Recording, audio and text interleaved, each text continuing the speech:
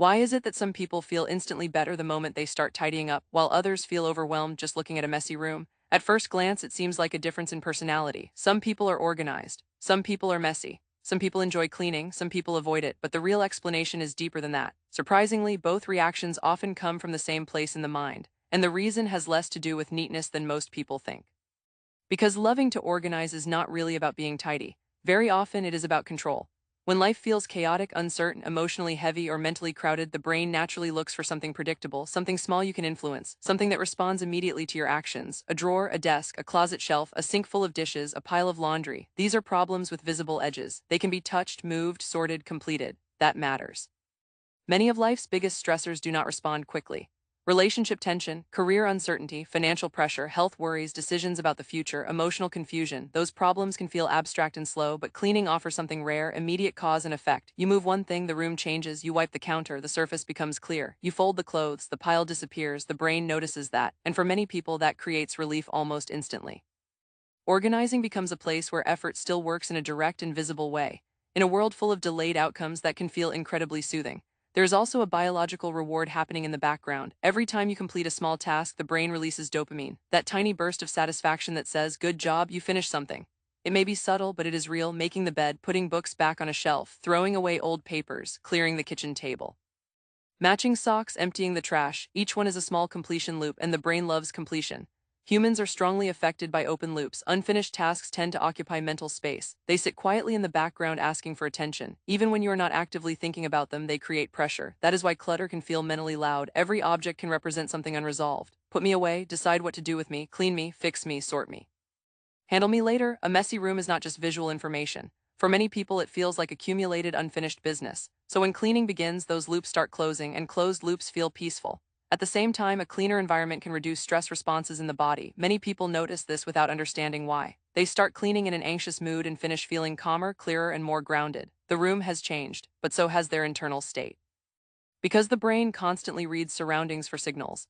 Is this place stable? Is it safe? Is it manageable? Can I relax here? People often imagine stress comes only from dramatic events, but stress can also come from constant low-level friction, searching for misplaced items, navigating clutter, seeing tasks that still need attention, feeling visually crowded, making dozens of tiny decisions in a disorganized space. None of these may seem huge on their own, but repeated friction adds up. That is why walking into a clean room can feel different immediately.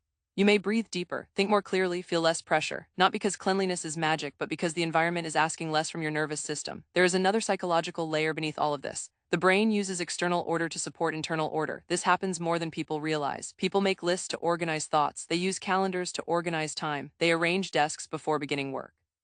They clean before guests arrive. They reset the room after an argument. Why? Because changing the outside environment often helps regulate the inside experience. For some people, tidying is almost like a mental language. They cannot sort the emotion directly, so they sort the room. They cannot control the weak, so they control the closet. They cannot solve everything, so they solve what is in front of them, and that can be enough to create momentum. You have probably seen this pattern before. Someone feels stressed and suddenly starts deep cleaning the kitchen. Someone receives difficult news and begins organizing a drawer. Someone has an important deadline and starts rearranging the desk first. From the outside, it can look like procrastination. Sometimes it is, but sometimes it is self-regulation. The person is trying to lower mental noise so they can function again. For people who are especially sensitive to their surroundings, this effect can be even stronger. Some individuals are highly responsive to visual input. They notice crooked frames, crowded surfaces, tangled cords, overflowing baskets, stacks of papers, objects left out of place. Their attention is pulled toward disorder automatically. They are not necessarily trying to be difficult. Their brain simply registers environmental details more intensely, so what others can ignore easily may feel impossible for them to tune out. When organizing removes that visual noise, the mind often follows.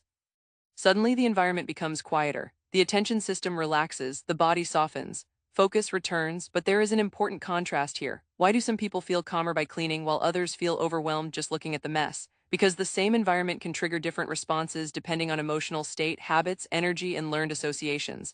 For one person, a messy room says, "I can fix this." For another, it says, "This is too much." For one person, cleaning represents progress. For another, it represents exhaustion. For one person, organizing is energizing. For another, it is one more demand on an already overloaded mind. This is why clutter can motivate one person and paralyze another. The difference is not moral superiority. It is nervous system interpretation. Energy matters too. Even people who normally love cleaning may avoid it when burned out, depressed, grieving, overstimulated, or mentally depleted. A task that feels calming on one day can feel impossible on another.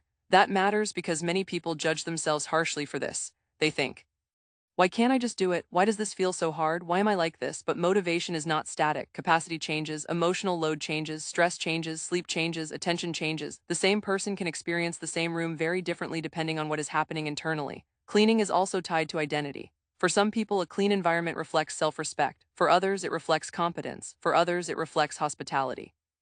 For others, it reflects peace. That means tidying can become symbolic. It is no longer just about objects. It becomes connected to who someone believes they are when life is working well. This is why some people say they feel like themselves again after cleaning. They are not just restoring the room, they are restoring a version of themselves. For some people, organizing also becomes a form of expression. A room can feel like a canvas. The placement of books, the arrangement of plants.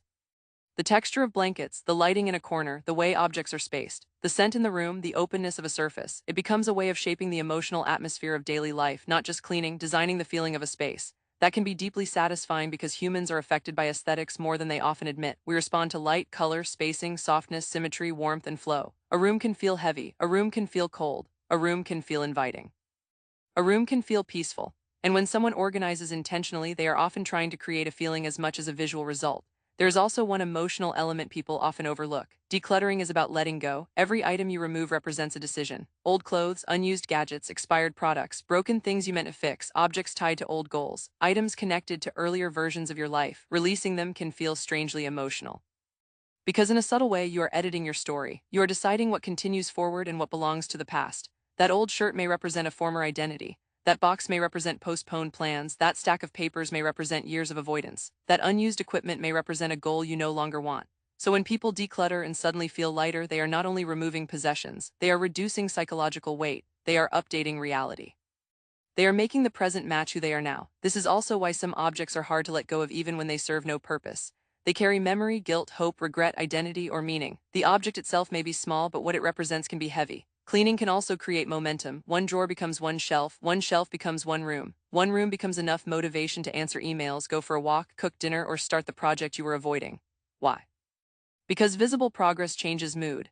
Evidence of movement creates more movement. The mind often responds to proof, and a cleaner room is proof that change is possible. That is powerful when someone feels stuck. In many ways, surroundings act like a mirror for internal state. A chaotic space can reinforce the feeling of being overwhelmed. A neglected room can reinforce hopelessness. A crowded desk can reinforce scattered thinking. A calm space can reinforce the feeling that things are manageable.